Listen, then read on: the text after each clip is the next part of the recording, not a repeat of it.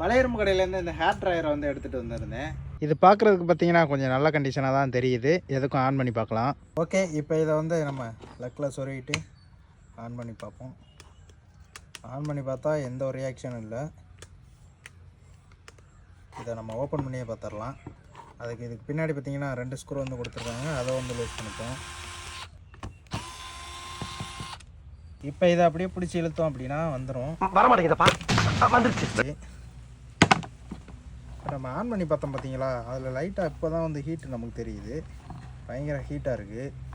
கையிலே வந்து பிடிக்க முடியல. ஓகே, வேறு என்ன பிரச்சனை? இதுதான் நமக்கு சுற்றலை. இந்த ஃபேனை தான் சுற்ற மாட்டேங்குதுன்னு நினைக்கிறேன். இப்போ இந்த ஃபேனுக்கு பார்த்தீங்கன்னா ஒரு 2 ஸ்க்ரூ வந்து கொடுத்துருக்காங்க. அதை வந்து நம்ம லூஸ் பண்ணி ஃபேனை வந்து கழட்டி எடுத்துக்கலாம். ஓகே, இதில் பார்த்தீங்கன்னா ஒரு ஒயர் அறுந்து கிடக்கு. அதுக்கப்புறம் இது பார்த்தீங்கன்னா ஆல்ரெடி கலட்டி சரி பண்ணியிருப்பாங்க போல். டேப் ரோல்லாம் வந்து போட்டிருக்கு.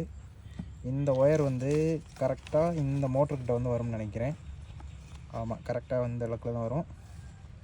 இது வந்து மெல்ட் ஆகி அப்படியே கட் ஆகிருக்குன்னு நினைக்கிறேங்க. இதை வந்து நம்ம சால்ட்ரிங் பண்ணி பார்க்கலாம். ஓகே, இப்போ மறுபடியும் ரிட்டன் இருந்த மாதிரியே நம்ம அசம்பிள் வந்து பண்ணிப்போம்.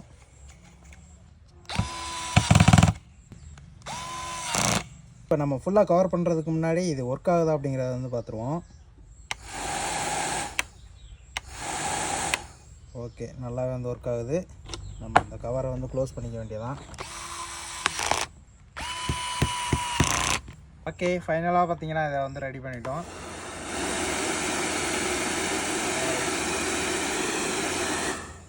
இந்த மாதிரி ஹேர் ட்ரையர்லாம் பார்த்தீங்கன்னா பொதுவாக அந்த மாதிரி ஒயர் தான் கட் ஆகும். ஏன்னு கேட்டிங்கன்னா இது வந்து ஃபுல்லாக வந்து ஹீட் ஆகிற மெட்டீரியல் தான்.